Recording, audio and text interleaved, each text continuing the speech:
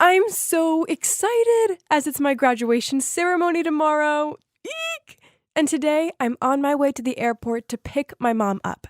I can't wait to see her, but, well, it's complicated. I grew up in Philly, but I've been studying here in Toronto for the last 3 years. I'm so grateful to God for letting me be a girl because, girls' lives are way more colorful than boys' lives are. Clothes, makeup, shoes, you name it. For girls, it's just so much more fun. I understand I'm probably confusing you. Well, up until the age of 18, I lived life as a boy. Kai. Actually, Kai's my legal name. I grew up with toy trucks, dinosaur wallpaper, and a rocket-shaped playhouse. Then, at 2 years old, Mom moved into a villa out in the countryside. It was just us and our old maid Rita. Meanwhile, my father and grandparents stayed in the city and ran the family company together. Back then, all I knew was my family was rich and successful, but I didn't think much about it. Hey, I was just a kid. All I cared about was getting to choose what color tumbler I had my juice in. Mom always said we moved away because of her migraines, which worsened in hectic surroundings. Nonsense. She just wanted to keep me away from the family so they wouldn't figure out I was actually a girl. Crazy, huh? So I must have known I was a girl, right? The thing is, when you're little, you pretty much believe everything your mom tells you. So when she said I was a boy, then I had no reason to think otherwise. Still, I was drawn to girly things like a magpie was to anything shiny. For instance, I tried putting my mom's sparkly hair clips in my short hair, but Mom caught me, took them out, and told me they weren't for boys. Another time, when I was at a playdate at this boy's house, I peered into his sister's room and saw all of the Barbies and dolls. Mesmerized, I took one and started playing with it, but then I heard him laughing at me, and he teased me that I was a boy and I shouldn't like gross things like dollies. I didn't like being teased, so after that, I tried to keep my liking for girly stuff to myself. I pretended to like action figures, aliens, and cars, but to be honest, I didn't care much for them at all. But the older I got, the harder it was for my mom to keep up the lie. The trickiest part being the school restrooms. To hide the secret, Mom told me the bathrooms at school were dirty, and if I used them, I'd end up with scaly green skin. So every day on the break, Rita would come and take me home to go to the toilet. At first, people at school thought this was weird, but then I guess they just put it down to odd things that rich people do. The other boys annoyed me. I didn't want to play football or run around the playground pretending to be a gladiator. Instead, I wanted to hula hoop with the girls and plait the manes of their toy ponies. So I did just that. One time, when I was waiting to get picked up from school, me and my friend were flicking through her girly magazine. Then suddenly, Mom stormed up to me and dragged me out of the girl zone. Then on the ride home, in a serious voice, she said, "Kai, boys have to play with boys. It's just the way it is." This sucked, as I didn't want to play with the boys, but I didn't want to upset my mom, so I stopped playing with the girls. From then onward, I mostly just sat by myself and read fairy tales about princesses and mermaids, which I disguised in the covers of boys' books. My mom must have realized how I felt, so she didn't want to risk me being around other girls, which is why at 11, she insisted I went to an all-boys school. That sucked, as I had never really gotten along with other boys, if not to say that I hated them. But then, during lunch on my first day at the new school, this boy called Kevin sat down next to me and passed me half of his candy bar. We became best friends after that, and even built a den together in the nearby woods. Hanging out with him were my happiest days, as in those moments I just felt free. Then one day during a biology class, the teacher passed us sheets with diagrams of boys' bodies. My body didn't look like that. Was there something wrong with me? Confused, I decided to confide in Kevin about this. He was also a boy, so he could help me, right? I held up the sheet and whispered to him, my body is different to this. Before Kevin even had a chance to answer, one of the other boys shouted out, "Kai's different from us, let's go check it out." Then, to my horror, some of them lifted me and started carrying me toward the bathroom. I was screaming at the top of my voice. Luckily, the teacher ran out into the hallway after me and demanded the boys put me down at once. My mom rushed to school ASAP to take me home as she received a call from my teacher about the incident. She tried cheering me up with ice cream, but it didn't work. I was so upset and confused. Mom, why am I different from other boys? She gave a wounded look, sighed, then in a quiet voice said, Before I tell you the truth, I need you to understand that I love you, Kai, and everything I do is to protect you. She hugged me close to her, then continued, I was so desperate for a child, but after years of trying, it felt like it wasn't meant to be. Then I found out that your dad cheated on me with another woman, and she was pregnant with a boy. I stared at Mom with wide eyes, patiently waiting to hear what came next, because so far, nothing made sense. This was hard to bear, but just when I thought my heart would break, well, I fell pregnant with you. You have to understand, your father and grandparents have very old-fashioned mindsets on the company and having a male heir to inherit it. So, even though his mistress ended up having a baby girl, and your father agreed to fund them both only if they moved to Miami, I knew you'd never be respected in your father's eyes, not as a girl. That mistress of his would make sure their daughter came back and got everything over you. I just couldn't let that happen. So I lied to everyone that you were a boy. I know you're probably angry with me, and I don't blame you. But you can't tell your father the truth. You can't tell anyone the truth. Wow. So, I was a girl? Now everything started to fall into place. This explained a lot. But of course I was furious. I'd been forced to live a lie just to please my mom. It took a few days before I began to calm down and be more understanding. I guess things must have been really hard for her too. Also, I was kind of relieved I was actually a girl, as deep down I'd always felt a desire to wear pretty dresses and play with dolls. I told Mom this and said I loved being a girl, so she made a compromise with me. I'd continue living as Kai until I was 18, and then I would go and study abroad, as the girl I'd always dreamed of being. After that, I moved schools to keep up the secret. It sucked that I didn't get a chance to say goodbye to Kevin, but I was relieved to go to a co-ed school again. Mom said I could hang out with the other girls as long as I kept the secret. Then, when I started high school, things became more complicated. Firstly, my voice was naturally soft, so I had to put on this gruff voice, which would leave me with a sore throat by the end of the day. So I just became one of those kids who didn't say much. I had to spend ages each morning wrapping a bandage around my chest to flatten it, and then I hid beneath baggy t-shirts and sweaters. I also had to do this boy walk. Then there was the bathroom. I swear everyone thought I had bladder problems, as I was the kid who always asked to go to the bathroom mid-class to avoid the other boys. At least there's one good thing out of this was that I didn't have to deal with sweaty PE, as Mom had told the principal that I had a health problem, so I could stay out of these risky activities, especially swimming lessons. But the struggles would never stop. I often looked at the girls with their glossy lips and in their cute vest tops with envy. Oh, how I longed to be able to be who I wanted to be.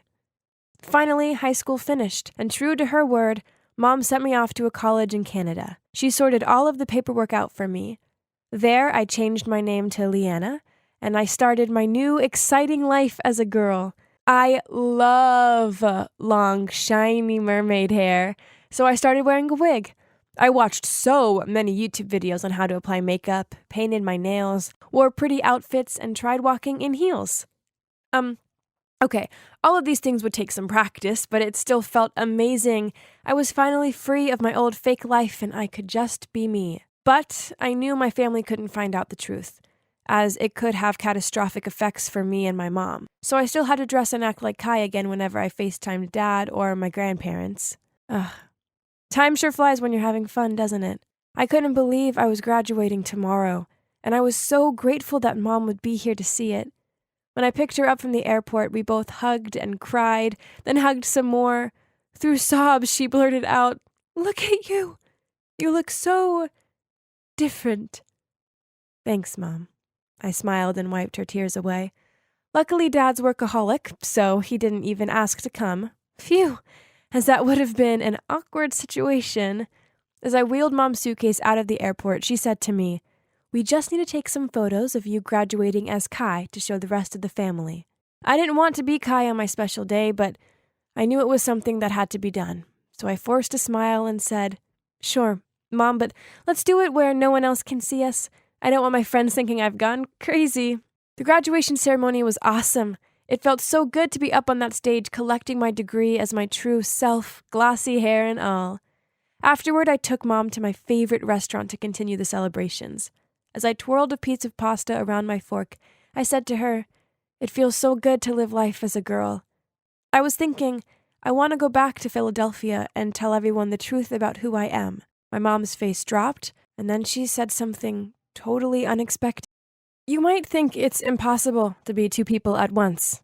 Yeah, I'm Liana, but I'm also Kai. Confused? Then I suggest you check out part 1 of my story.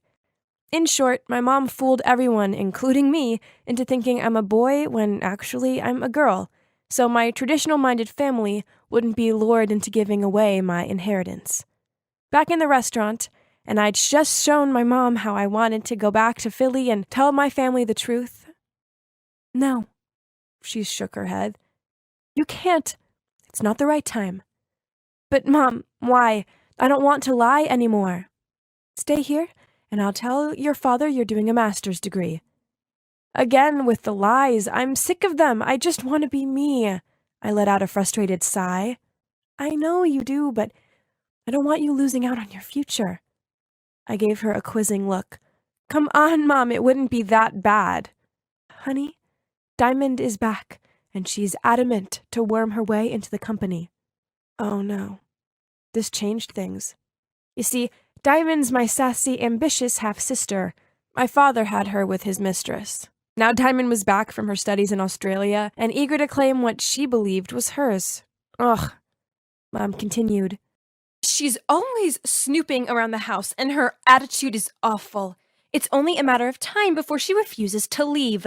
That's why I told you this was not an appropriate time to come out with the truth. Diamond would take advantage of it and turn everything into a bigger mess." Well, that was that. I had no choice but to stay in Canada. Ugh. On the plus side, at least I could be Liana here.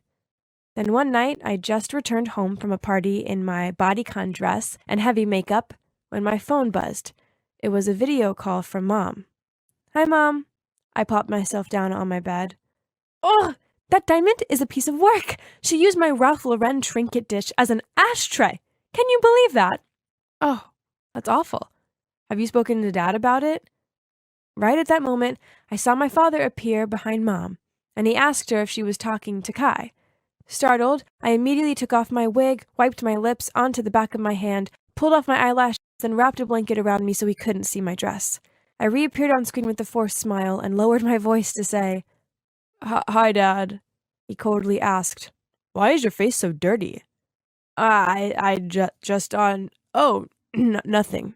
Your mother and I are to attend an important corporate event this weekend, and I want you to come with us. It will be a good experience for you. Be home by Saturday." When my father demands something, well, then there's absolutely zero point in questioning him about it, so it looks like Kai was going back to Philadelphia. That weekend, I packed my bags and transformed myself back into Kai. Jeez, I'd forgotten how much it sucked having to wear these unflattering clothes. Mom was there to pick me up at the airport.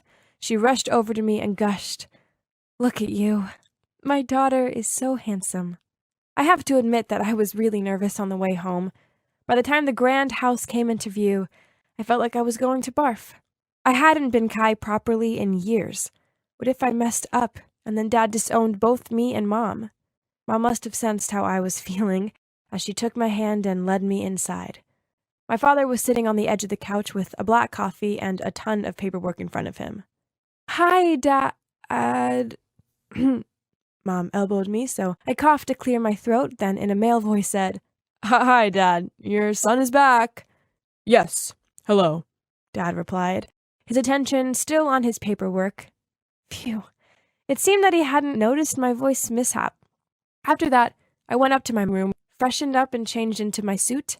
I sprayed myself with cologne, as smelling like a guy might make me act more like one, right? Later on, my father drove us to the event. He wouldn't stop going on about people he wanted to impress and contracts he was after. So without thinking, I grabbed my mom's purse. and pulled out her compact mirror and lipstick. I pouted my lips and was about to put it on when I saw my dad glaring at me in the rearview mirror. It's just lip balm. The flight really dried them out. I licked my lips as I quickly dropped the items back into Mom's purse. Mom peered back at me with a "be careful" look. The event was hard work. Having to be Kai in front of all these bigwigs took it out of me. So by the time we arrived home, I was ready to sleep for a week. "Daddy, I'm so glad you're back. How was your event?" A girl suddenly rushed out of nowhere and wrapped her arms around my father. "Oh, hi, Mrs. Wilson. And you must be my half-brother, Kai." "Hi," she smirked. This was Diamond, my unruly half-sister. Mom and I both muttered back hellos, but Dad seemed oblivious to the tension between us all. "It was rather successful. I believe the Woodward contract will be mine very shortly. Well, seeing as you're here, you must stay for dinner." After dinner, Mom and I went to the kitchen to bring out the desserts, leaving Dad and Diamond alone. But as we headed back to the dining room, we heard Diamond say, "Please let me be your assistant. I want to learn more about the family company. Besides, I'm far more business-minded than Kai, so I don't see why I can't be the director one day." Hearing this, Mom cleared her voice. Diamond then startled and turned around to see Mom holding up a plate with a smile. "Anyone for fruit?" The next day, Mom asked me to go on a walk with her around the garden. Through gritted teeth, she said, "You heard what that devil Diamond said to your father. She's after your position in the company. We can't let her get away with this." Oh no, what did my mother have planned now? I didn't want to play games, I just wanted to be Liana. She continued, "You'll have to come back home at once and work in the company. As Kai, of course." "No way," I yelled. "I've followed your selfish rules for 20 years. This is my time now. I'm not doing this." I started to walk away, but Mom pulled on my arm.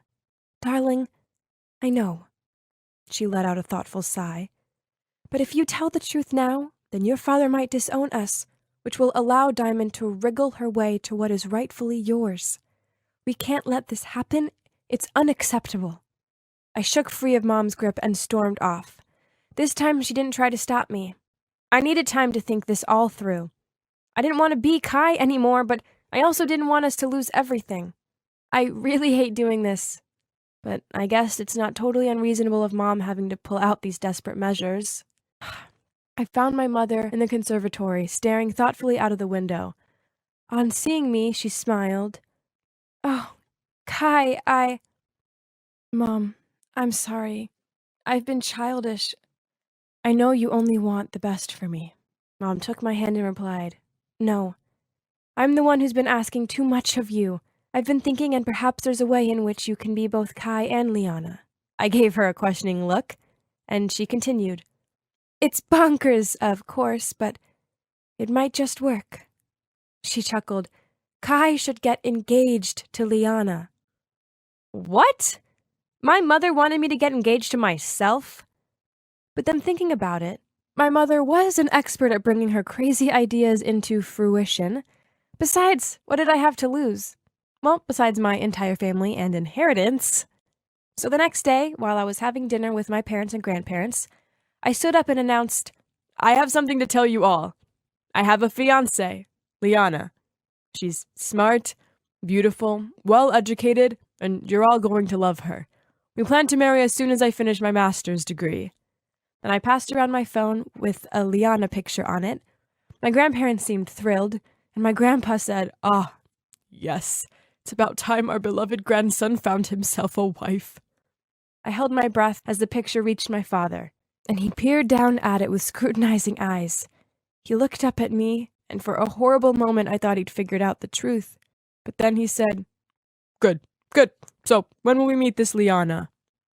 "Soon. She's just finishing her courses. She's coming over next week. But I still had some paperwork going on at school, so Liana will visit you guys first, and I'll fly home later. That's how excited she is to meet you all." I can't wait, dear. She seems like a lovely young lady." My grandma looked genuinely happy. Then I continued, "Yes, Nanny, she is. And in fact," I turned to Dad, "Liana is looking for an internship. It would be nice if she could get a spot in our company, as she'll have to learn about our family's business sooner or later. Right, Dad? He seemed pleased as he replied, "Very well. Just bring her over." So Mom's latest crazy plan seemed to be working. After my announcement, I stayed home for a few more days as Kai. Then I flew back to Canada, packed my things, and flew back as Liana. Phew, this was exhausting. Walking into the house with all eyes on me was terrifying, but everyone rushed over and greeted me. Even Diamond. Mom linked arms with me. "Darling, our house has plenty of guest rooms. You gotta stay here, I insist. We all are family now, aren't we? Please, make yourself at home." Smiling, I replied, "Thank you, Mrs. Wilson, that would be lovely." Suddenly Diamond interrupted. "Oh, seeing as this house has that many spare rooms, why can't I have one?" Mom looked flustered, then reluctantly replied, Sure, Diamond. I have never said that you couldn't. Just pick one." This was not part of the plan, but fine. I ain't scared of her. Mom then led me to my room and kept reminding me to be extra careful now that Diamond was around 24/7.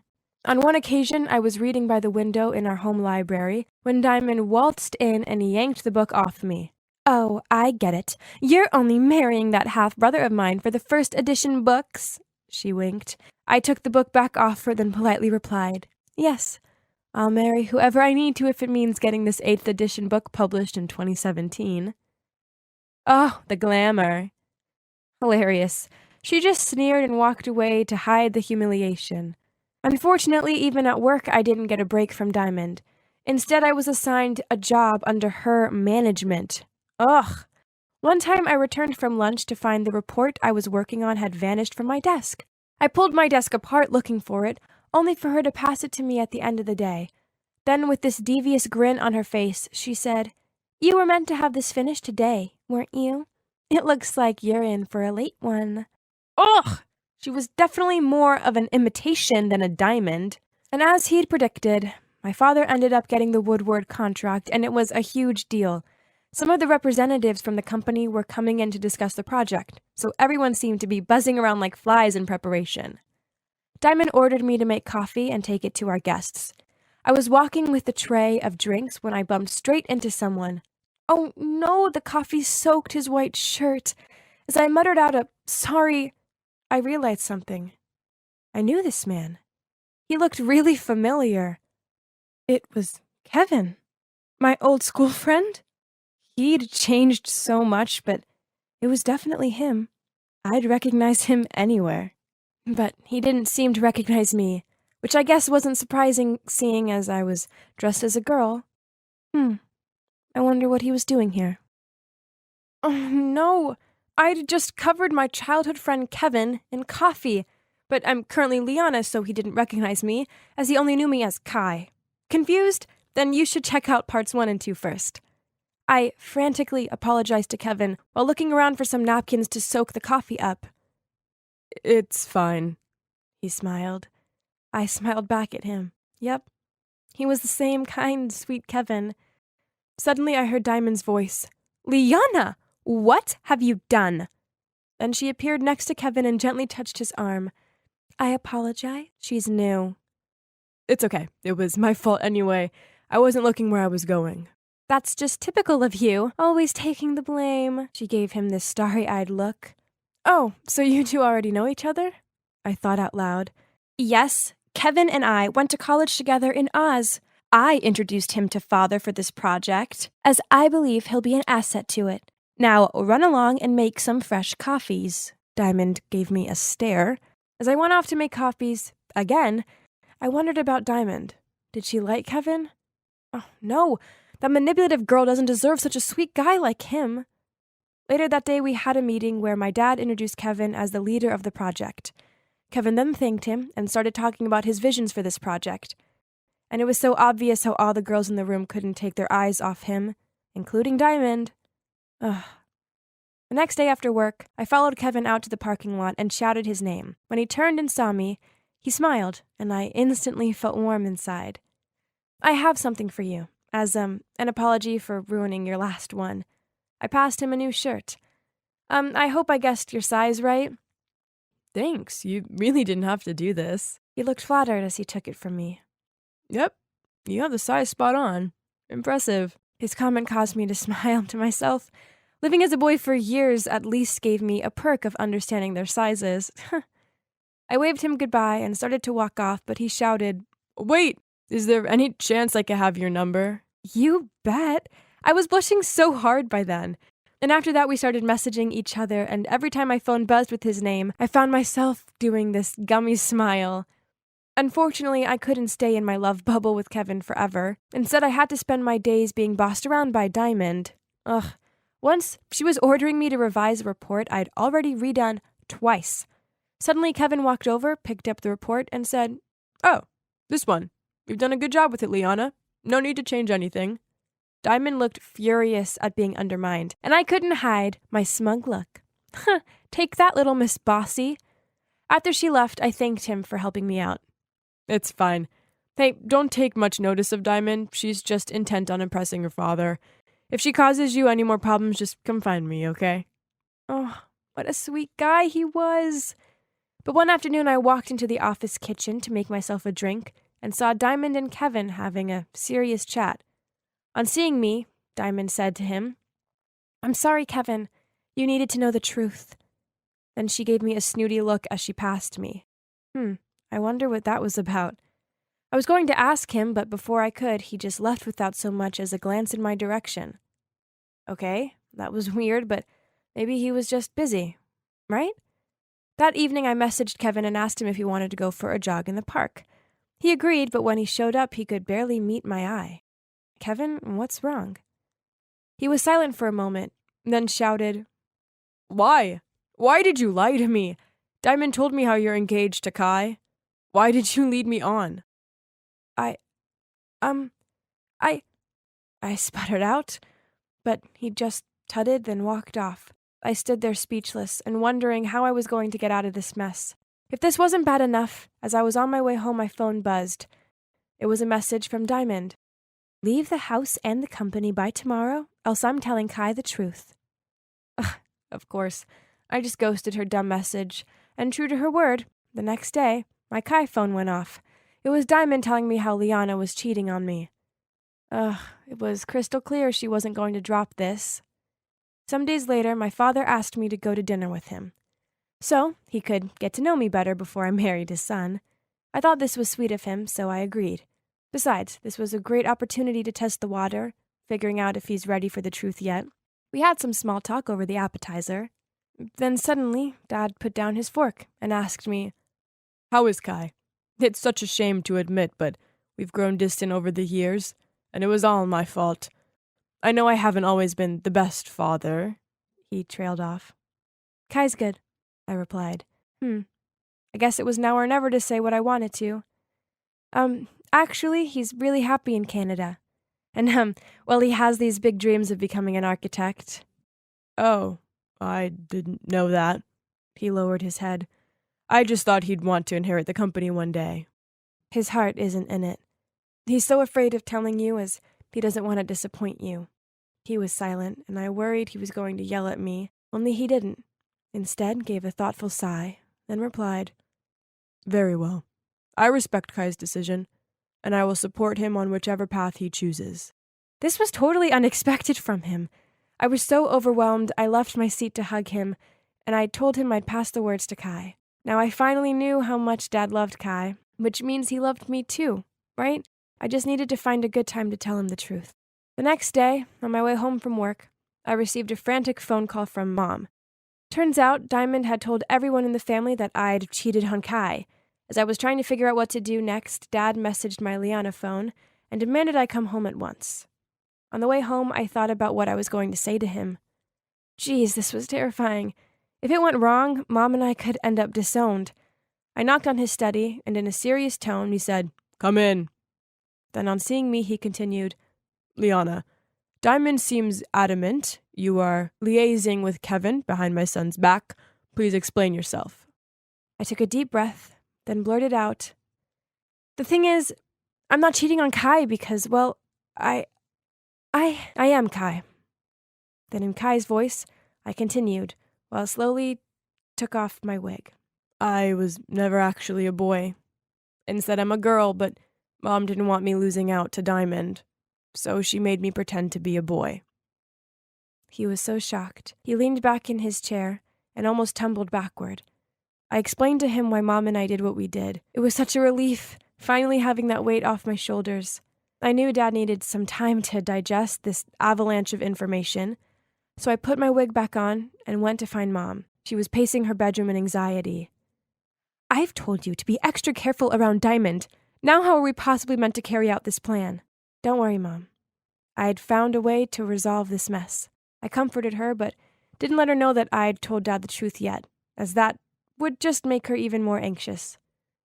The next few days, Dad still acted normal, as if nothing had happened, and when I walked into the dining room for dinner, I saw Diamond's face drop. She clearly thought Dad would have chucked me out by now. She slammed her fist on the table and yelled at Dad, "Why's she still here?" Ignoring her, he asked Grandpa to pass him the gravy. This only angered Diamond further, and she pointed at me and screamed, "She cheated on Kai! Kick her out of this house!" I put down my cutlery, calmly stood up, and in a confident voice I said, "In fact, I am Kai." It was worth doing just for everyone's reaction. My mom turned white. Diamond was dumbfounded while my grandparents clung onto the table in shock. After I'd explained it all to them in more detail, Diamond was the first to respond. "So you and your mother lied to everyone? This is unacceptable. Get out of this house." Poor Mom looked so ashamed. She couldn't meet Dad's eye as she mumbled out, "Don't blame Liana. She was just a child. It's my fault." Then she pulled my arm and whispered to me that we should leave. Diamond sneered, "Those liars. You deserve that." "Will you please be quiet? Else I advise you to just leave." Dad gave Diamond a stern look. This shocked her, and she sat back down in silence. "I've made a lot of mistakes over the years, and because of them I have many regrets. I was selfish and unkind." He looked at Mom. "It pains me to know that you felt as though I left you with no choice but to lie to me. I love you, but I know how I treated you was cruel. I was so desperate for a child that I sought comfort in someone else.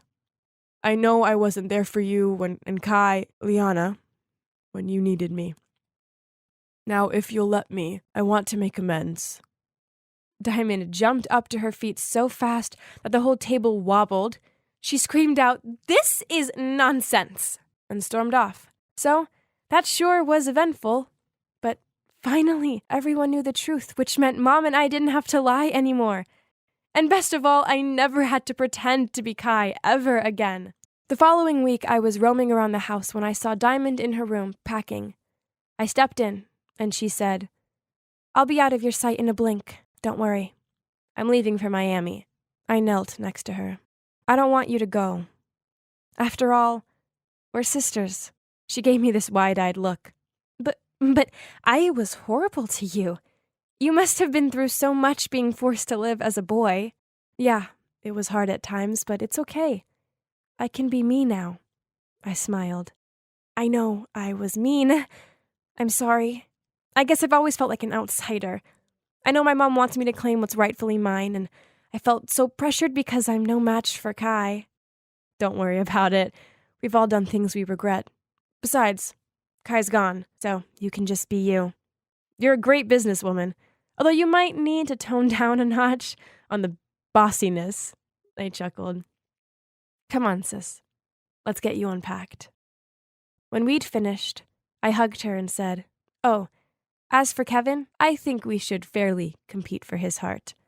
She blushed. "Oh, no, it's fine. I used to like him, but he just sees me as a friend. Besides, everyone in the company knows it's you he likes." I felt good that we'd sorted things out. Now I just need to fix things with Kevin, and I had the perfect idea. I messaged him telling me to meet me by the woods close to his old school. Then I went and waited by the tree we once built a den in. He walked over to me, a confused look on his face. "Liana, how did you know about this spot?" He sat down next to me and I said, "I used to come here with my best friend when I was a kid. He was such a sweet boy. He never judged me or questioned me. It always pained me that I didn't get to say goodbye to him." I could see Kevin's mind ticking away. That's when I took off my wig, wiped away my makeup, and passed him half of a candy bar and said, "It's been a long time coming, but I owe you this." He stared at me, open mouth. So, you're Kai and Liana? I said, "Yeah, it's me. I'm both." "That's why I always felt familiar towards you. This is unbelievable," he continued. "Wow." He stared at me through teary eyes. "Just wow. I mean, this is crazy. I was so upset when you left, and now here you are." When he got over the initial shock, I told him about my life and why I pretended to be a boy. Afterward, he hugged me tightly and said, "I'm not losing you again, Liana. I love you." "I want to meet Mr. Garcia. It's important," I told the receptionist. She looked at me confused and said, "Sorry, but no one under that name works here." "What? But he's the company director." The receptionist gave me this bewildered look, then firmly said, "I'm sorry, but no one under that name works in this company. Maybe you've got the wrong building." "Fine. If she wouldn't help me, then I'd find him myself." "Miss, wait! You're not authorized to go there!" Unfortunately, I didn't get very far before 2 guards raced over and pulled me away. As I tried struggling free, I yelled out, "This is ridiculous! I'm your director's girlfriend!" Suddenly, a smart-looking man appeared in front of me and calmly said, "Madam, are you looking for Austin Garcia?" "Yes," I nodded.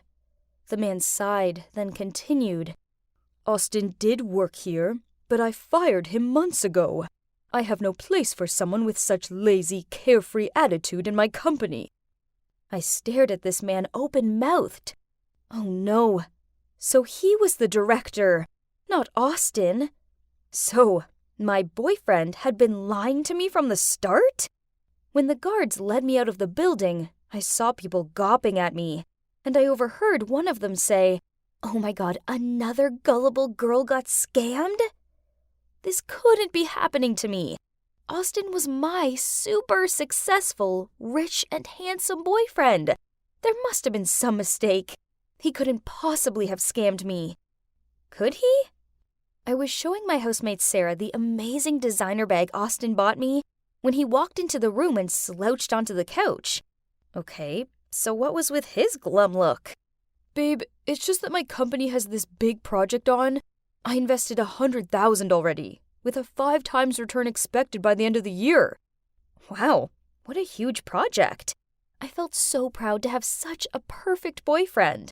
But then he lowered his voice. "Yeah, looks like I'm gonna have to bail on it." I widened my eyes and asked, "Why? What's up?" "I need to contribute another $50,000 by the end of the week, but I'm still $10,000 short." I blurted out, "I can help." He shook his head. "Babe, I can't expect you to do that. Besides, where would you find that amount of money from at such short notice?" "I'll borrow it from my friends or something. Don't you believe your girlfriend can do it?" I winked at him. He kissed my forehead and then with a huge smile on his face, told me I was the best girlfriend ever. After I counted up my savings and student loan, I was still a few thousand short.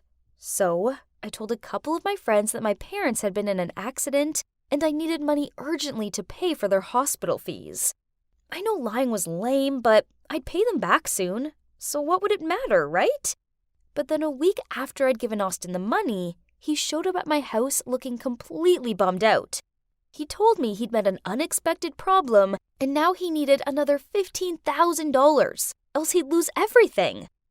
I wanted to help him, but I had no one left to borrow money from. I thought he'd be understanding, but instead he just said, "You can borrow money from a loan shark. Then in a month, we can pay it back." I gave him a confused look and asked him why he didn't get the loan himself. He stroked my hair and in a soothing voice said, "I would if I could, Hannah, but you're a student, so your interest rates will be much lower than mine." That made sense. Plus, we were going to be together forever anyway. So what did it matter who took the loan out? So that same day, I borrowed the rest of the money from a loan shark and handed it over to Austin. "Hannah!" a voice shouted, which startled me from my thoughts. "Hannah, give me back my money. I need it urgently." My friend Rachel glared at me. I felt so flustered as I blurted out, "Soon. A few days, I promise." She rolled her eyes at me. "Yeah, whatever. Poof! I thought you had a rich boyfriend, right? Why don't you ask him to help you out?" I forced a smile and repeatedly told her I'd pay her back soon. This was so embarrassing, and now my friend hated me. Ugh! It was all that jerk Austin's fault. The truth was that as soon as I handed him the money, well, he disappeared. His online accounts, number, everything. All gone. I even found out that the house he claimed to be his was actually just some Airbnb rental. Oh, and the designer bag he bought me? Fake! The next day, I was walking to my lecture when I heard two girls talking to each other. Hannah owes people loads of money, but won't pay it back.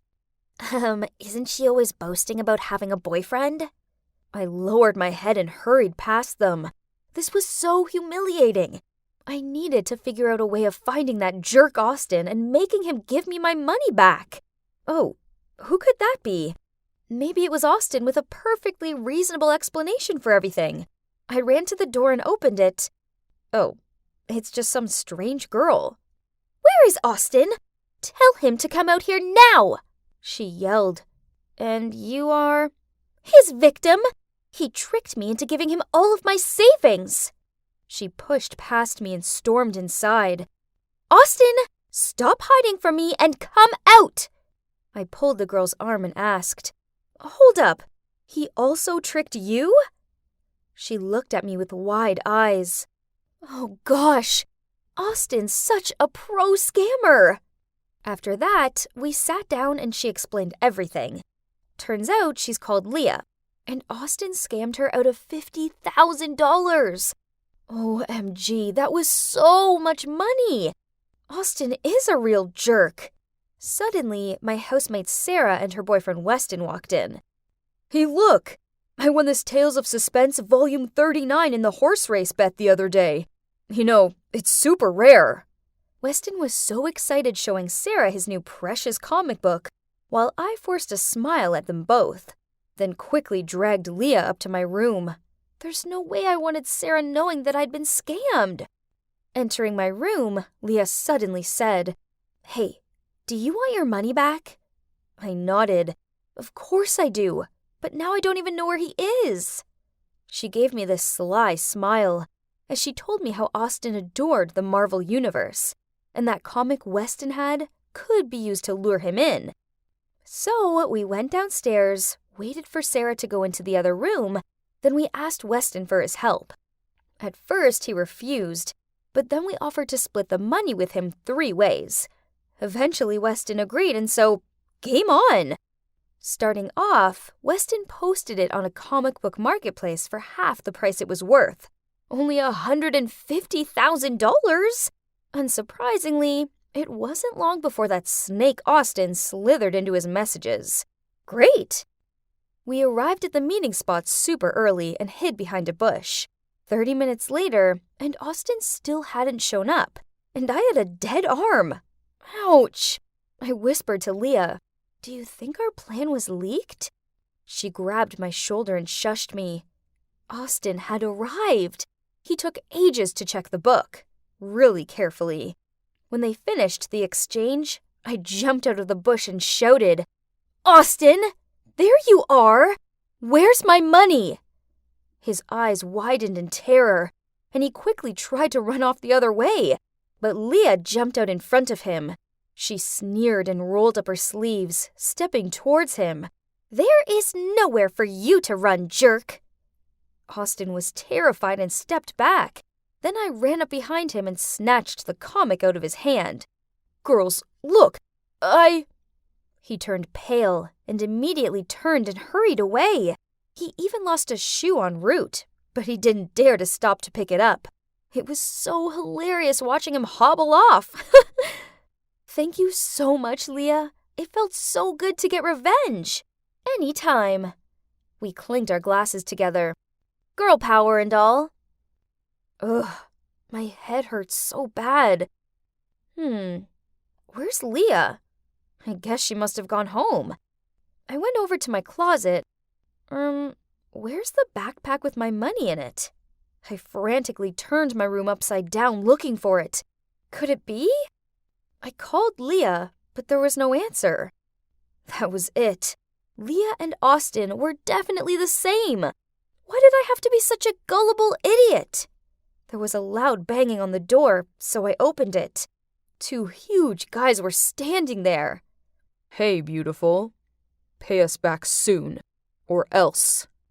Then they left. I freaked out, not knowing what to do. Find Leah and Austin? It's futile. I know it. So I started working like crazy. I delivered newspapers and milk in the mornings, then waitressed most evenings. I was so exhausted, but I had to find a way to pay off my debt before I drowned in it. Then one morning, Sarah came downstairs to find me asleep, face down on my piece of toast. She gently shook me awake, then told me she'd got me a paid intern job at her uncle's hospital. Yay! Thanks, Sarah. You're the best. The first day at my new job went well, so I decided to reward myself with a bagel and hot chocolate in the canteen. That's when I walked straight past her. Leah! She spotted me too and ran off, but I chased her into a dead end. Where's my money? I didn't mean to do that. I'm sorry, she sobbed out. Then she told me how the night that we'd been celebrating, she'd received some bad news. Her brother was in an accident and needed emergency surgery. Panicked, she took the money for his hospital bills. Are you tricking me? This is 100% true. She wiped at her tears. Maybe I felt a little bit sorry for her. But no, what she did wasn't cool. Besides, she could be lying to me. I mean, I did also use the ill relative's excuse to get money off my friends. So I dragged her to reception to check. Turns out she's telling the truth. Her brother is in a coma and the bills are obviously very expensive. What Leah did sucks, but she's all her brother has. So I guess I can kinda understand why she did that. So it looks like I've got to continue working my butt off for now. That weekend, I was about to leave for work when I opened the door to see those thugs back again. They shoved past me and started picking up valuables. I shouted at them to stop and that I'd get their money to them soon, but they didn't listen to me. Then they picked up Sarah's laptop. Oh no! Right at that moment, Leah showed up and demanded they stop right now. Then she proceeded to pay them what I owed them. Huh? What? How did she have the money? Well, it turns out Leah's brother woke up from his coma. They talked, and she found out his specific research had just won first prize in a nationwide competition. So he gave her the prize money and told her to pay off my debt. I was so ecstatic. I flung my arms around her and kept on saying thank you. Now I was debt-free. Phew! I could finally pay my friends back and put all of this behind me. Huh? What was that? We both looked outside. Isn't that Austin? But why does he look so frazzled? Oh, turns out 5 angry-looking girls are chasing after him. I looked at Leah, then we both burst out laughing. And that, guys, is karma. Who put those books on the upper shelf? And why were my clothes in the closet reorganized? Did she seriously go into my room and rearrange my stuff? Unbelievable! Avery, dinner's ready. Okay, Dad. Wait a sec. My dad shouted back. What's taking you so long? Come down now. Dinner is getting cold. Ugh. Okay, I'm coming. As I walked into the kitchen, I gave her a resentful look. What were you doing? You know dinner's always at 6. Well, that's because she went into my room and reorganized everything. It was like Hurricane Katrina stopped by my room. I had to put everything back where it was. You must be wondering why I had this attitude towards my mom. Well, first, she isn't my mom. She's my stepmom. And second, I just couldn't stand her. You see, my parents divorced when I was 15, and after just 6 months, my dad started dating Rose. My first impressions weren't great. I mean, look at her. Okay, she's kind of beautiful, but her style just doesn't fit her age. She has this whole wannabe rocker thing going on. No, I'm serious. She even has a tank top that says, "I'm a rocker mom." My actual mom was the total opposite of Rose. She looks how a mom's meant to, with her elegant clothes and polite demeanor, and that's also how she raised me to be. Then there's the age difference. Rose is a decade younger than Dad. Suspicious? What if she was only after his money? I thought they wouldn't last, but then 1 year later, they announced that they were getting married. So, yeah, you can see where my hate was coming from. That's enough of me telling you about my family. Let's go back to this boring dinner. My dad just gently said, "Rose was just helping you. She didn't mean it. Now let's dig in. This smells delicious, honey."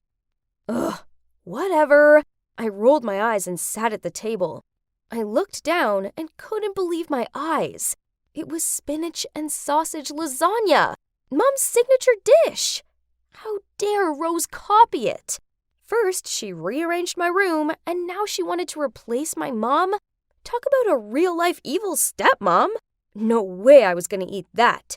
So I stood up, said I wasn't hungry, and started walking off. Dad stood up and was about to yell at me, but Rose stopped him. Whatever. I still ran upstairs and slammed my door shut. The next day, when I came home from school, I saw that Rose had a few friends over for beer and pizza in the living room. Look at them. They looked like they were having a band meeting. Normally, women their age have tea parties, not fast food fests.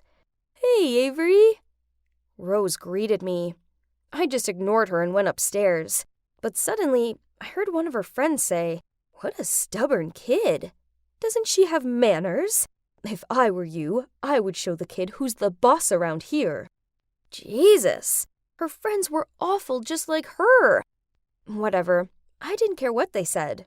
But then Rose replied, "Hey, don't talk about her like that. Avery's a lovely girl. She's just had a lot going on the past 2 years. Every child would behave the same after their parents' divorce, don't they? She just needs a little time adjusting." Oh, wow. I didn't expect those words coming from Rose. She actually stood up for me? Maybe, just maybe, I've misjudged her. Maybe I should try and give her a fairer chance? So that evening, when I saw her watching a movie, I walked over with a big bowl of popcorn and asked if I could join her. Rose looked shocked, like she'd seen a ghost or something. Then she gave me a big smile and said, "Of course, I would really love that." I sat down next to her, and we watched Mad Max together. Oh, wow. There was a lot of violence and some weird-looking characters. Normally, I don't watch these kinds of films. I'm more of a rom-coms girl. But that movie was really, interesting. We talked during it, and I must say Rose is actually kinda cool. We were both laughing when I heard someone coughing behind me. I turned around to see my mom standing there with a frown on her face. "Avery? Why didn't you return my calls and messages?" "Oh, I haven't introduced my mom to you yet. This is my beautiful mom, Melanie. She's a kind, gentle, elegant woman, and also a bit disciplined. But that's okay. I still love my mom very much." "Mom? What are you doing here?" "I called you a dozen times, but you didn't answer. Clearly, you're preoccupied. I got worried, so I swung by to check on you." "Oh, sorry, Mom. Rose and I were having so much fun that I didn't notice my phone." My mom knitted her brows and asked, "Are we still on for shopping tomorrow? You need a new outfit for the debate contest, right?" "Yeah, of course. I will meet you at the mall after school." "Oh, You two are going shopping? That's so cool. Can I join? At that moment, I thought, what a great idea. I mean, so far, they seem to get along okay. But what I didn't know was that a war between my mom and my stepmom had just launched. Rose gave me an excited smile, but Mom, on the other hand, didn't look so thrilled. Maybe she was still mad that I missed her calls? So the next day after school, I went outside and saw my mom standing by her car. Oh, was she waiting for me? I was about to walk toward her when I suddenly noticed she was giving dirty looks to someone. Oh my God, Rose was waiting on the other side of the street. I quickly jumped behind some bushes to hide from them. Don't tell me the two were here to pick me up. Suddenly, my phone rang. It was Mom. There's no way I was deciding between them, so I told her I was already on my way to the mall. Ugh. Now, let's talk about my fun family day out at the mall. It was a disaster. My mom and Rose have very different style, obvs, so my mom chose this elegant black vest and skirt for me, but Rose thought I looked like Ruth Bader Ginsburg. No offense, she's a badass who brought justice to women, but Rose was kinda right. That outfit just didn't work for me.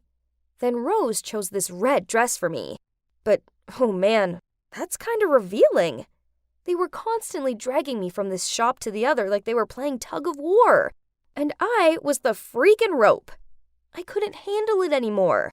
Therefore, I just chose any dress so they'd stop throwing clothes in my face. On the way out of the mall, we passed a piercing shop. I've been wanting a helix piercing at the upper cartilage of my ear. They look so cool. I asked Mom, but she profusely refused. Her own words were, "It would make you look rebellious." His Mom was still strict as always. Nonsense. Rose snorted. Melanie, Avery's old enough to make her own decisions. If she wants a piercing, then let her. Then she turned to me and said, "Come, I will take you inside." Oh my God, I couldn't believe it. I glanced at Mom, and she looked like she was about to explode with anger. But Rose had a point. I'm already 16 for crying out loud. After 15 minutes, Rose and I came out. Oh, thank God. Did you reconsider getting that ear piercing? Oh, yeah. Rose said that a nose piercing would suit me better. What? Uh-oh. Maybe the nose piercing wasn't such a good idea, because the tension between them was now catastrophic. I needed a way to bring them together. So I came up with a brilliant plan. I arranged a holiday in Brazil for us all. I have a friend there, Pedro. He was an exchange student at my school, so he could show us around. Dad was in on the plan. At the last minute, he pretended to be busy and canceled his spot. Perfect!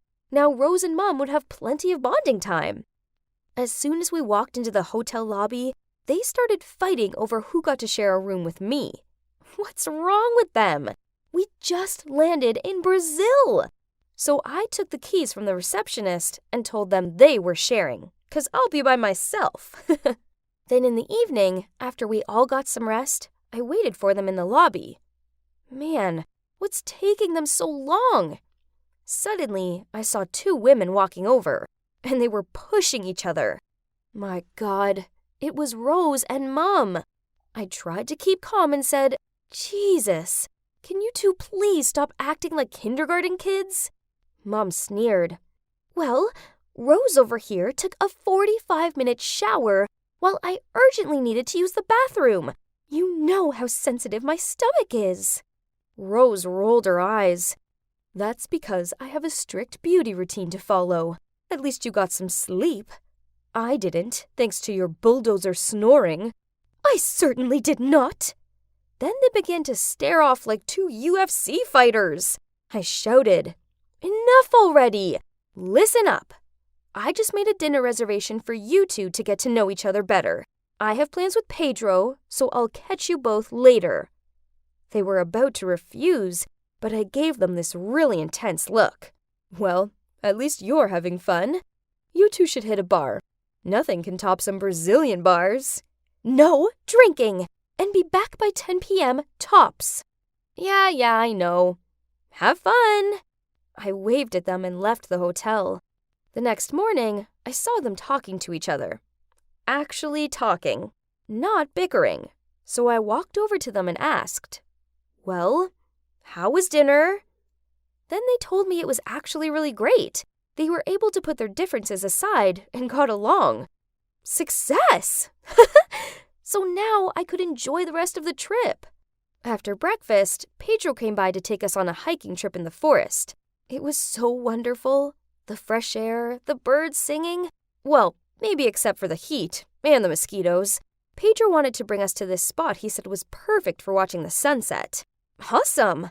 It was all going well at first, but then as Rose avoided a tree branch, it accidentally hit my mom.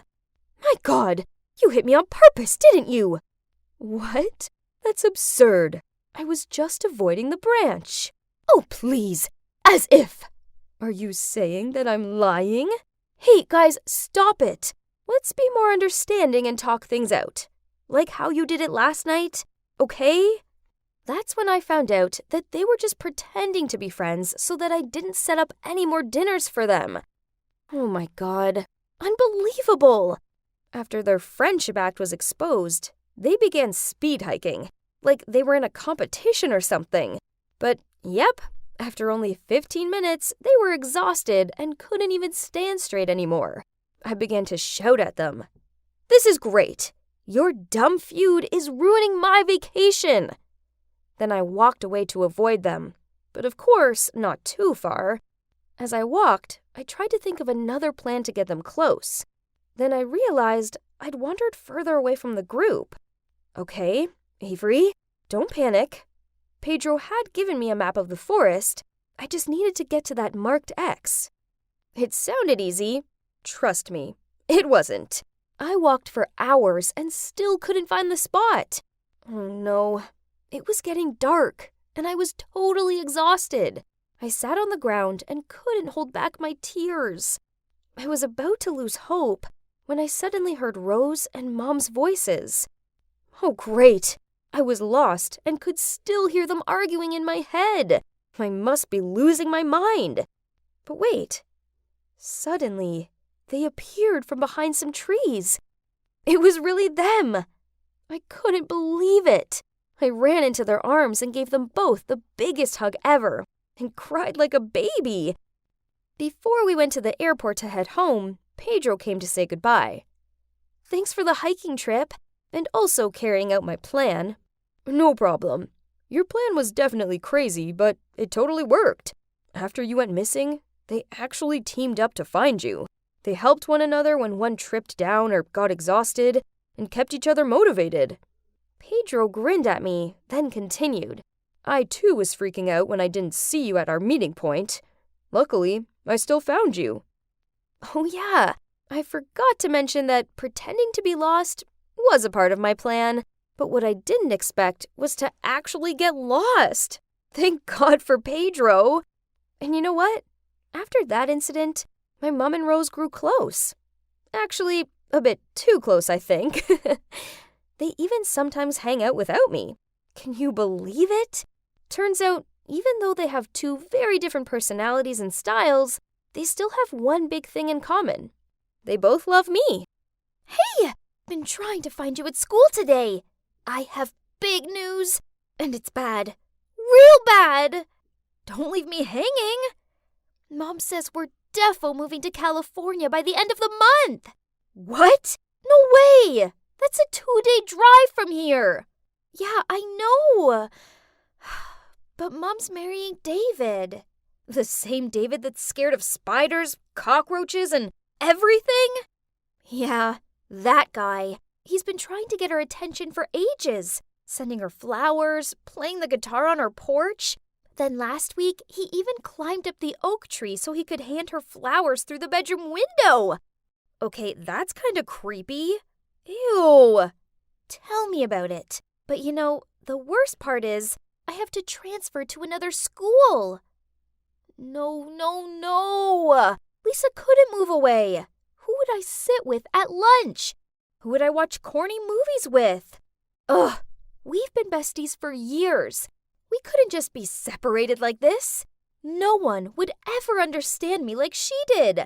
We were like two halves of a whole. Her dad had passed away, so she only had her mom, while I only had my dad. And yep, that's my amazing dad. It's been just me and him for the past 10 years. I still remember that afternoon when my mom took her suitcase and left with another man. After that, me and Dad moved back here, to our hometown, New Hampshire. It's only when I got a little older that I found out Mom and her lover scammed Dad out of everything. So Dad's been working his butt off to open his own repair garage to provide for us both ever since. It isn't fair. My dad's a hero, and he deserves to be with a better woman. Hold on. Yes, he deserves a better one. And who wouldn't be better than Lisa's mom? I needed to tell Lisa about my plan right now, so I immediately ran to my room and phoned her. Girl, I have the most genius plan ever to keep you and your mom here with me. Please, I'm all ears. Anything. I really don't want to move to Cali. Okay, listen. Let's set your mom up with my dad. He's a good guy, and that means we'll be sisters. We both squealed excitedly. Lisa always wanted to have a dad. A nice one, not that David creep. Ugh! I could see the envy in her eyes when I spoke about the funny pranks I played on my dad. Well, in contrast, my heart ached whenever she told me about the girly pamper days she had with her mom. Okay, first, research is important. We spent all night looking up their horoscopes, name astrology calculator, and even physiognomy. Whoa, they're a 98% match! But hey, nothing is perfect, right? Me and Lisa would make up for the missing 2%. The next day, we were both zombies due to the lack of sleep. But at least a proper plan had been set. I told Lisa to tell her mom, Mary, to come around on Saturday for my birthday. Yeah, it's not actually my birthday, but she's a presenter for a big news channel, so she's super busy. We needed to make up some special occasion so she couldn't say no. Then I told my dad to prepare his signature dish to welcome my special guests. There's no way Mary could resist. That day, I was helping Dad with the ingredients when I heard the doorbell. I opened the door to see Lisa standing there with a pink frosted birthday cake. And by her side was her mom. Happy birthday, sweetie. This one's for you.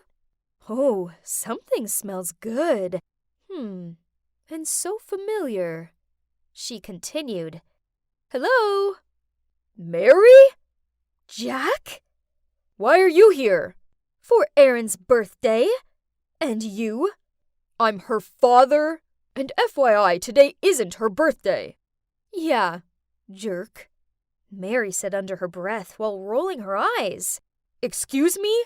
You dumped me for no reason. So what's that attitude? Oh, really? For no reason? My eyes darted from Dad to Mary. Huh? Why were they yelling at each other? This was very confusing, but I could guess that they used to date? OMG, what a small world. Okay, whatever, 'cause it's lunchtime now. And wow, Dad's legendary meatloaf smelled amazeballs. We sat down, and Mary glared at Dad as she took a bite of food. Then she blurted out, Oh wow, I guess some things never change, huh? Your food is still super salty. Oh really? But as I recall, someone still asked for seconds. Unbelievable. Excuse me, but do you know each other? Lisa innocently interrupted. There was an awkward silence. Then Dad said, Yeah, we do. But this is the first time I've seen Mary since we broke up, right after I visited her studio for the first time. Mary looked flustered as she replied, Lisa, you shouldn't have tricked me into coming here. Finish your food, then we're leaving. On hearing this, Dad ordered Lisa and me up to my room so he could talk to Mary in private. Only we hid behind the couch and listened in. Turns out, on that day, Mary took my dad to the studio to watch her first filming as a news presenter. After that, she'd passed by the waiting room and overheard Dad talking to someone. I clearly heard that person ask you how I looked, and you said I was still the same old Mary. Do you have any idea that I spent 2 hours in makeup and was excited to show you? Dad tried to chime in, but Mary wouldn't give him a sec. Worse still, later you even told them you were over the moon I wouldn't be your girlfriend for much longer. Thus, to intercept that, I had to break up with you first. Oh my. So my dad was a playboy or something? Lisa and I swapped confused looks, then continued watching the show. My dad was dumbfounded, and then he said in a helpless voice, "Oh, Mary, things were not like that. I said that you look the same because you're always as beautiful as the day I met you. And about the other thing..." "Yeah?" I prepared a ring to propose to you, so you'd no longer be my girlfriend, but my wife." What? So they broke up because of an absurd misunderstanding and lost contact since then. Jeez, I thought adults were meant to know what they were doing. It sure didn't seem like it at times. Mary gave Dad an awkward smile, and they said that they could be friends. Then she told him about David and how she was marrying him on the 22nd of December. No! We couldn't let this happen. There had to be another way of getting them together. But that road was full of thorns and spikes, especially when Dad dropped a bombshell. His new girlfriend, Lucy. A few days later, when I was working on my art project, Dad walked into the room with her. Excuse me? She was wearing this super tight bodycon dress and had at least 7 layers of makeup on. Ugh. Then she even dared to pick up the photo of me with Mom and smirked. "Oh, how nice." I rushed over to her, snatched it out of her hands, and shouted, "Keep off my things! I don't like you!" She immediately glared at me. But then seeing Dad coming down from upstairs, she suddenly smiled and hugged me while whispering in my ear, "You don't, but you have to." Jeez, what a poisonous snake! But worse, when she left, Dad had this dumb grin on his face, and then he actually asked if I wanted her to be my new mom. Oh no, she'd hypnotized him for sure. In a rush, I called Lisa to tell her about it. She came up with the idea of asking her mom to join us at the Christmas market this week. Bummer. She refused. Apparently she had too much wedding planning to do. Ugh. And if you're thinking it couldn't get worse, then Dad invited Lucy along. So Lisa asked her mom to let her stay with me for a few days, so we could teach this Lucy some lessons. May the pranking commence. That morning, Lucy showed up in this fancy light blue dress and ordered Dad to get her a chocolate-covered waffle. What a shame. I accidentally knocked it all over her outfit. Oops! Then a fake fly somehow fell into her hot chocolate. Her eyes almost bulged out of her head when she drank that. But she just gave us a cunning smirk, then grabbed Dad's arm and cuddled close to him. Unbelievable! But you know, diamond cuts diamond. When Dad went to the restroom, with sparkling eyes, I said, "Lucy, I really admire a nice person like you. My dad's only a mechanic with $1,500 a month, but you still love him." So this isn't true. He ran his own business. But anyway. No way! He looks rich, though. Oh, he probably was just desperate to catch your attention. He bragged a little bit. And you're proud of that? That's not funny, sweetie. I am out of your dad's league. There's no way I'm putting up with a brat like you for such a poor man. Right at that moment, my dad returned and, no surprises, they broke up. Now she was out of the picture, Dad was free to win Mary over. Right? We 3 went home, and I noticed that Dad was acting weird. He kept on pacing by the door. Then, when Mary arrived to pick Lisa up, he leapt to open it and blurted out to her, "Have you thought any more about us?" She didn't say anything, but I noticed them exchanging these sorry looks. Their love for each other was so obviously real, as they knew each other since they had nothing. Yet they weren't doing anything about it. It was already December 20th, meaning there were only 2 days left till the wedding day. I couldn't let our plan fail like this. I immediately grabbed my phone to call Lisa, but the ringing was next to me. She'd left her phone at my house. Dang! Then the next morning, I walked by her house to go to school as usual. But no one was home, and she wasn't at school either. Oh my, had they moved to David's already? I told Dad this right away when I got home. He thought for a second and asked me to get in the car ASAP to go to California. So our bumper 2-day road trip began. When we reached the wedding venue, it was empty. Oh no, we were too late. Dad looked devastated, so I put my arm around him and started to lead him out of there. But then the receptionist appeared and said, "Oh, didn't they let you know either? The wedding's been canceled." Dad's face lit up, and we both raced over to the car and started the long drive back. Oh, it felt like ages in the car, and now it was just 2 hours until Christmas Eve. The roads were full of beautiful Christmas decorations. I looked through the windows and saw people gathering with their families, while Dad and I were driving nonstop. How sad. We drove straight to Lisa and Mary's, but they were out, so we sat in the freezing cold on their doorstep and waited. Dad dozed off, his head resting on my shoulder. Bless. Then I saw them walking towards us. Oh man, you should have seen their shocked faces. I shook Dad awake, and he looked over at Mary. She dropped her bags and looked at us astonished. Then Lisa told us the whole story. Turns out, on the way to California, they met 2 amateur robbers who forced them to get out of the car. Mary immediately pounded them with her handbag, while David ran off and hid behind a tree with Lisa. When the robbers scampered off, Mary told David everything from the bottom of her heart. That although David was wealthy, that was not what she wanted. Instead, she just needed a man who could support and protect her. She'd been flattered by his gestures of love, touched by his persistence, and thought that love could be cultivated. But things weren't as simple as that. So they broke up, and the wedding was canceled. Dad and I were stunned. Then, with eyes prickled with tears, my dad said, "Mary, I'm sorry for letting you go. But it's not too late, is it?" Right after, he pulled the old ring from that day out of his pocket and got down on one knee and said, "Mary, will you marry me?" She cried out, "Yes!" Both Lisa and I were bursting with happiness.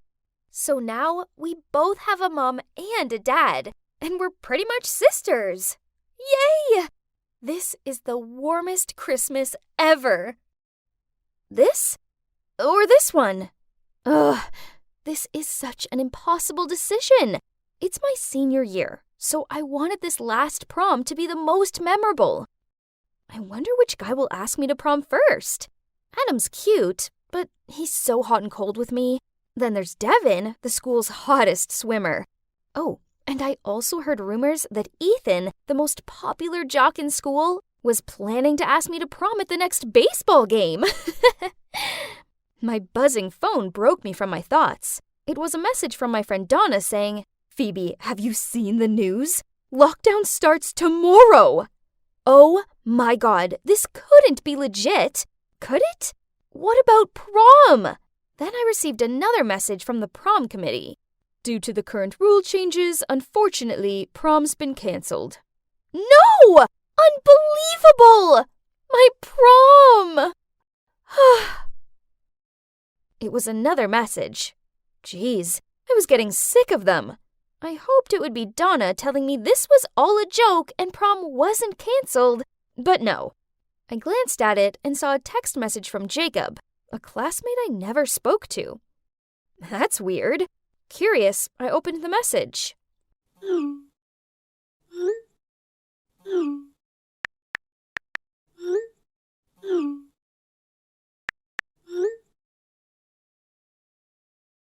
Hey, Jacob. So, what do you want to ask me?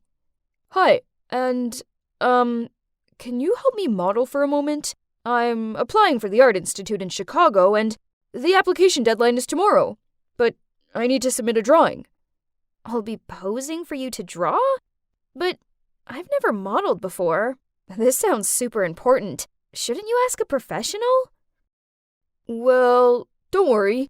I already have all the ideas, and I think you are the most suitable person to model for me, as you're a natural beauty, and that will show in my work. Especially your beautiful eyes. Okay then, if you say so. Let's do it. Jacob then instructed me how to pose. After that, he took out a piece of paper and started sketching carefully. Meanwhile, I was sitting there trying my best to help my friend by not moving. Now that I had time to really look at him, I think Jacob is really handsome. Especially when he's so focused on drawing like this. Why has it taken me 3 years of high school to realize this? Strange. How can such a good-looking guy be pretty much invisible in my class? Maybe it's because he's a little on the shy side? Done! What do you think? Wow! You're so talented! I like it. I like it a lot. Really? When can we meet again? I'll give you this drawing. Oh, I thought you were gonna send it with your college application. Give me a sec. Just like that, he disappeared from the screen without even answering my question.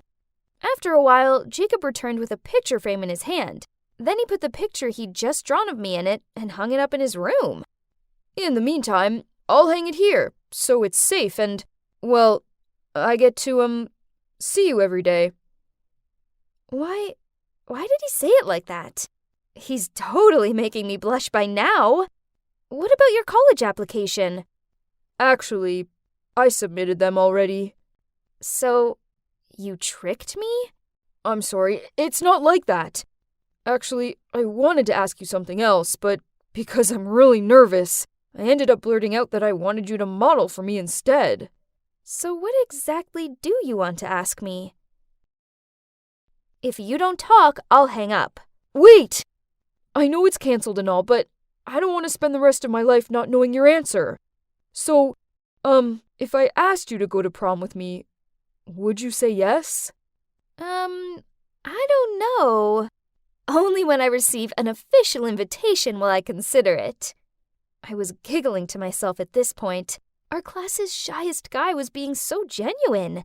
But then he took a deep breath and said boldly, Phoebe, will you come to prom with me?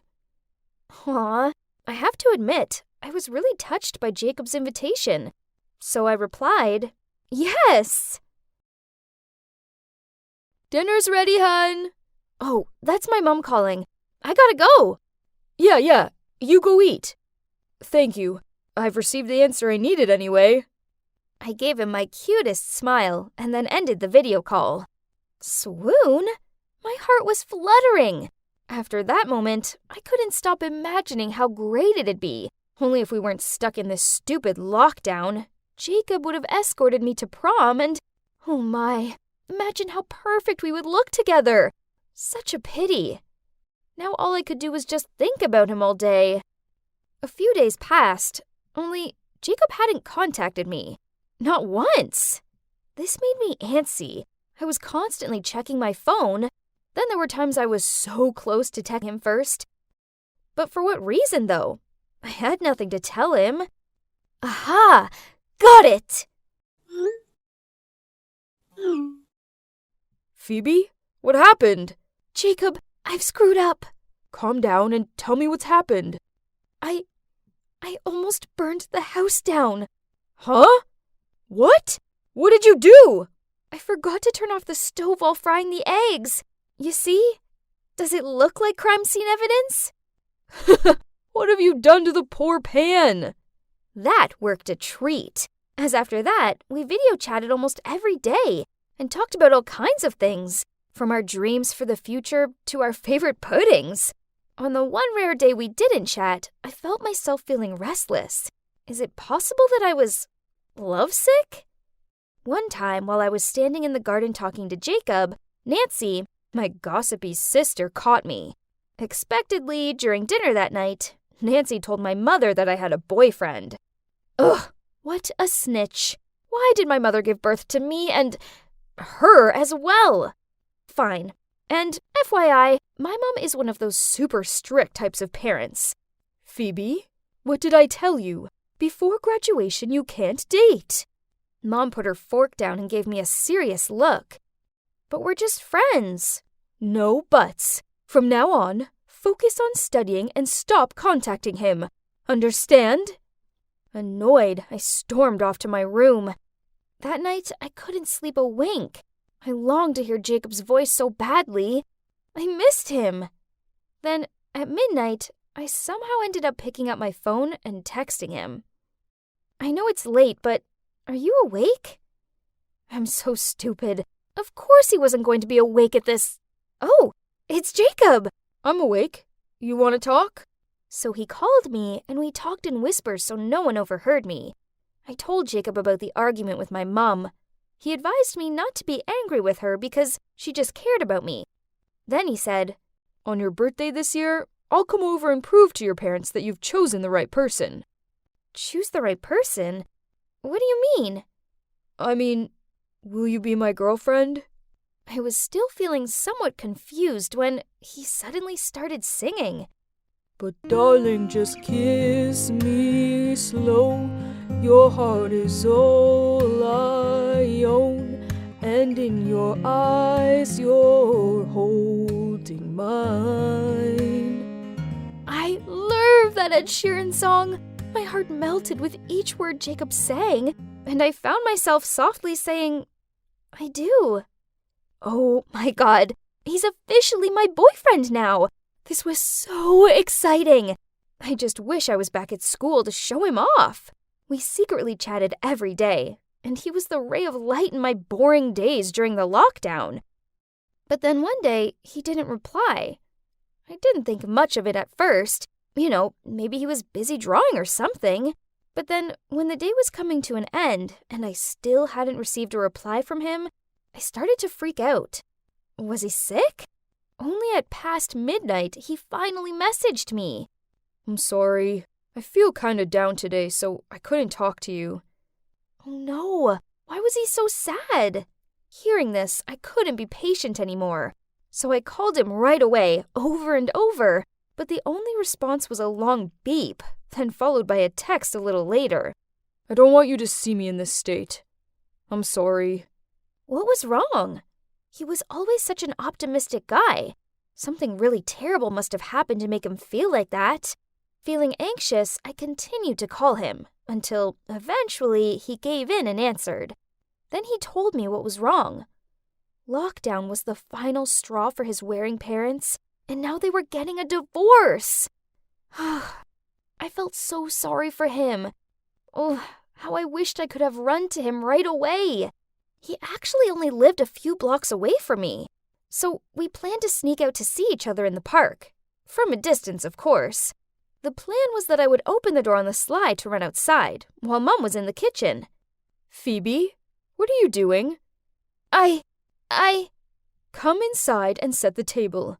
The food's getting cold." My plan failed completely. I'm sorry, I couldn't get out. My mom caught me. A few minutes later, Jacob's reply showed up. Turned out he'd already snuck out and had been waiting for me at the park. I felt so guilty, so I called him at once. He tried to put on a smile, but I knew he was really bummed out, so I blew him a kiss to cheer him up. This really brightened him up. Then he said that as soon as lockdown was over, he was giving me a real kiss. Just like that, time went on, and we learned how to make the most of this relationship in the pandemic era. Everything was good until one day he told me some news that struck me like a lightning bolt. He'd received an offer letter from the art college in Chicago. He'd got in! Of course, Jacob was excited, and I was really happy for him. But Chicago was a whole different state, so I'd never get to see him. Jacob said he was still wondering if he should go or not, as he didn't want to leave me. Me neither, but how could I tell him not to go? "Jacob, please go chase your dream. Don't give it up over a girl whose hand you've never held." "If I go, then what about us?" "Just leave it. Whatever will be, will be." After that day, there were no more messages or calls from Jacob. Perhaps he was busy arranging things for college. I missed him so much, but I had to let him live his life. Then, on the same day Jacob left, I received a package. I took it up to my room and opened it. Inside was the painting which he had asked me to model for. It's really beautiful. The painting! Now how am I supposed to forget you when I have to look at this every day, Jacob? The city eventually came out of lockdown, and things were pretty much back to some kind of normal. It was just that I couldn't stop thinking about Jacob and how different things would be if he was still here. We hadn't spoken since that time we broke up. I guess it was easier this way, but it didn't stop it from sucking. And to make it even worse, today's my birthday, and all I could think about was him. I was sitting there trying to fake delight as my family brought me out a cake and sang me happy birthday. Hang on, who's that? Standing behind my parents? Oh my, it can't be! It's Jacob! Oh, yes. I found this one loitering outside. He seems keen to see you, and, well, it is your birthday, so I suppose I'll let the no boys rule slide for today. Mom smiled. I couldn't help it. I darted out of the chair and leapt into Jacob's arms. I asked him why he was here, and grinning, he replied, I have a promise to keep. Then I introduced him to everyone, and being the perfect guy he was, he's really mature and friendly toward my family, and they love him. But soon the day ended, and he went to leave, so with reluctance, I walked him out to say goodbye. Jacob then held my hand and said, Look, Phoebe, when I was away, I realized how much I like you, and if you have the same feelings, could we give this long-distance relationship a try? Without giving me time to answer, he continued, I'll try my best to contact and come back here often. I will never leave you feeling lonely. I promise. His words were really touching, but, Jacob, I'm sorry. I don't think we can do long distance. Why not? 'Cause I've applied to College Columbus in Chicago, and I got in. We're gonna be neighbors!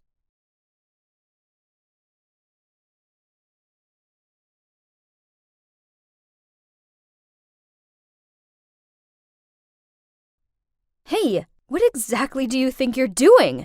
I know you stole my money. Give it back to me right now.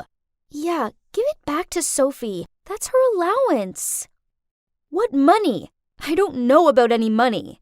I shrugged as I walked toward my bed, ignoring Sophie's furious face. After that, I had to listen to Sophie throw more accusations at me. Blah, blah, blah. I know it was only because I was a tomboy, so surely if a girl chooses to have short hair and wear baggy clothes, then she must be a thief. Poof! Eventually, I reached my breaking point.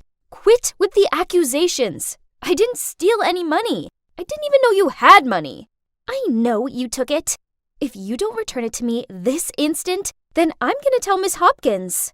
Her idle threats didn't bother me, so I just flopped down on my bed and played on my phone. Talk about a heavy atmosphere. Ugh!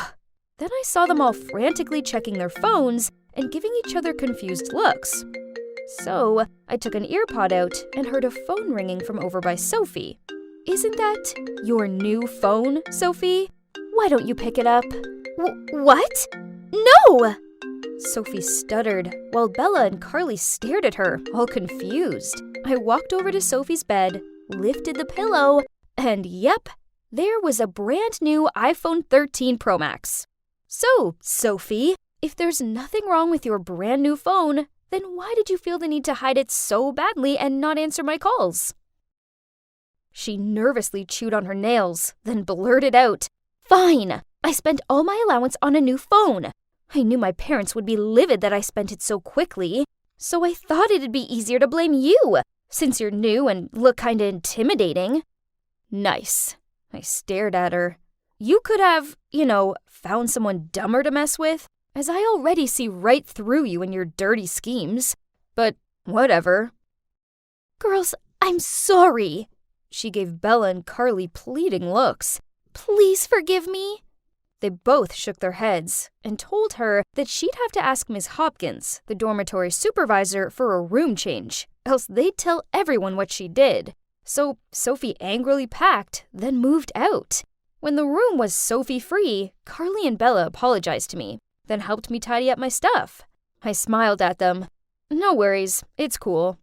After that, they wouldn't quit complimenting my clothes and style, and how smart I was.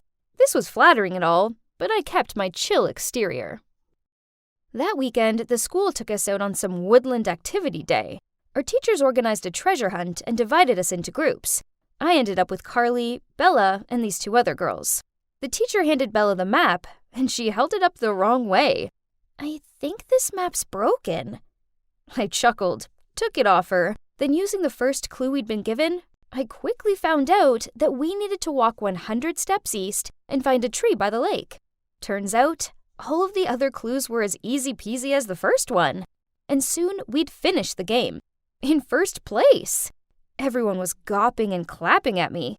Poof, it's just a piece of cake.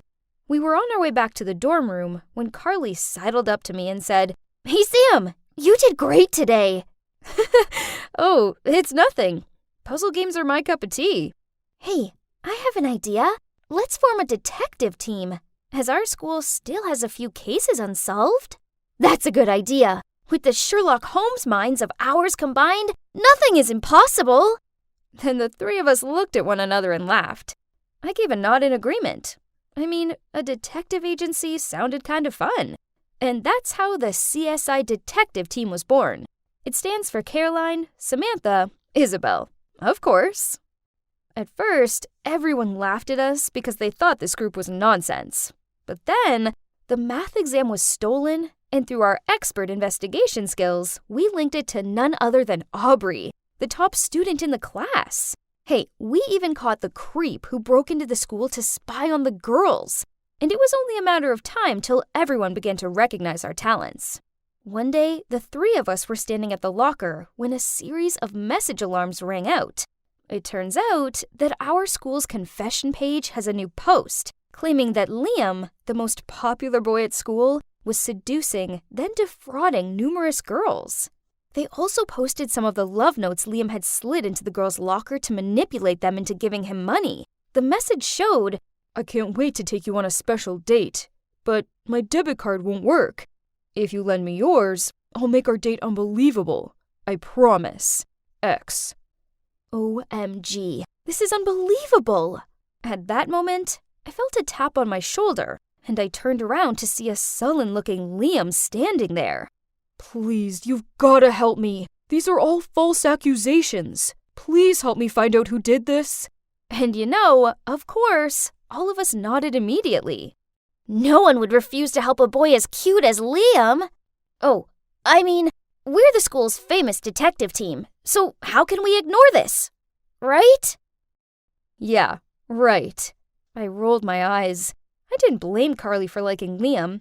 I mean, everyone likes him. I guess even I did. Bella then interrupted my daydreaming. "Come on, guys. Let's focus on our job. I think the person who did this must have some kind of grudge against Liam." Everyone agreed and started investigating, which led me to sneak into Liam's dorm and rifle through the bin. Bingo! I found a scrunched up piece of paper with the messages Liam had supposedly sent to his victims, scrawled in green ink. Then, who should just so happen to have green smudge on their hand but James, one of Liam's roommates. It turns out James did this just because he was jealous of Liam's popularity. How petty. Well, this success certainly made the detective group more credible. We actually had our own fan base, and I was always overhearing other kids talking about us in a good way. Best of all, Liam was so grateful to us that he started hanging out with us more. We even went to the park with him one weekend, and he bought us all ice creams. Carly kept on flicking out her hair and giving him doe-eyed looks. While being the chilled girl I am, I kept it at a smile and a thanks. The only one who didn't seem impressed by Liam was Bella, who took the ice cream, forced a polite smile, then ignored him. Oh well, at least this meant one less competitor for his affection. One day, we were having lunch when we overheard the girls at the next table talking about how a girl saw a ghost in the old chemistry lab, and it scared her so badly, she refused to leave her bedroom for days. According to the others, the legend of this ghost had been around for a long time. Now, this sounded like a job for the CSI, but Bella immediately folded her arms and shook her head. "No, I'm not going. There are no ghosts in this world." I firmly said, "Yep, so we have to go and clear this up." But no matter how much Carly and I tried to persuade her, she point-blank refused to go. "Don't you know about the curse? If anyone goes looking for this ghost, they will be cursed and have bad luck for the rest of their lives." Didn't you just say there are no ghosts in this world? So why does that dumb curse bother you? Actually, I'm afraid of ghosts. I looked at Bella and tried not to laugh. Okay, so you stay in the room. Then me and Carly went to discuss plans for the evening. We were hiding in the corner of the chemistry lab.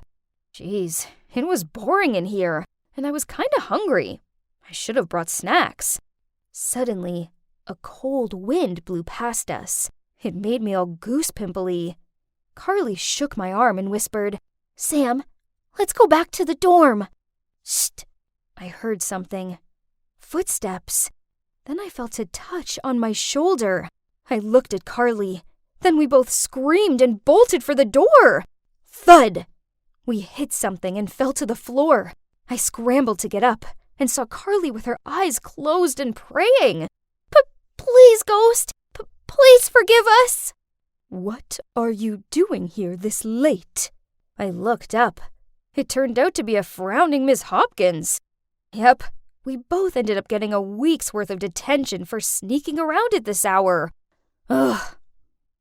After Miss Hopkins gave us another lecture and escorted us back to our dorm, Bella looked at us from her bed and said, "I told you that you'd both end up cursed, didn't I?" I snorted. I mean, a curse was nonsense, right? But then weird things started happening to me and Carly. My history assignment disappeared 10 minutes before the deadline. Carly went to put her sports kit on and found it covered in mud stains. And our personal items kept on disappearing, then reappearing in weird places. Worse still, the rumor of the detective team being cursed spread very quickly. Enough was enough. I needed to investigate this so-called curse and get to the bottom of it. I told Bella and Carly what I planned to do, but they didn't seem convinced. "No, what if something bad happens?" "I'm never going back there." "Sam, you shouldn't go there either." Okay, chill. I won't do it. It's just an idea. Calm down." That's what I told them. But the thing is, I don't give up easily, and I needed to figure out what was going on. So that night, I snuck out of the room and went to the lab alone. The hallway leading to the lab was so dark and quiet that I could hear my own breathing. Then suddenly, I saw a dark figure standing in front of the lab door. I tiptoed over. Then I heard a voice. "Did anyone see you?" So ghosts can talk now? But wait, why is this voice so familiar? I shone my phone flashlight at it. Bella? And Liam? Bella startled. "Listen to me first. It's not what you're thinking." Oh my God, had my friend been betraying me all this time? I immediately turned away and stormed off. Bella tried catching up with me to explain, but I didn't want to hear it. It was her all along. She'd played those sneaky tricks on Carly and me so we thought we were cursed and wouldn't go back to her and Liam's secret rendezvous place. Back in the room, I told Carly what had happened, and we decided to ignore Bella. That's what she deserved. One day, we were eating lunch when Bella came over. Both of us were about to leave, but Bella hurriedly said, "Please give me a chance to explain." "There's no need to explain. We know what you did." "I know I messed up, but it's only because I'm afraid you guys will react like this, and I didn't want to lose our friendship." I put down the tray and reluctantly sat down. "I've been dating Liam for a while, and we were going to go public, but then I could see that you both liked him, and I was worried you'd be mad at me, and our detective team would disband." "God, you're such an idiot. Do you think we're that selfish?" "So yeah, we have a bit of a crush on Liam, but if you told us you were dating him, we would have been cool with it." Hearing that, Bella looked embarrassed. Then she gave a reconciling smile. Then we all hugged each other and promised that from now on, there would be no more secrets between us. And of course, the CSI detective team is still active, and now even has a hot new boy member. Yep, you guessed it right. It's none other than Liam.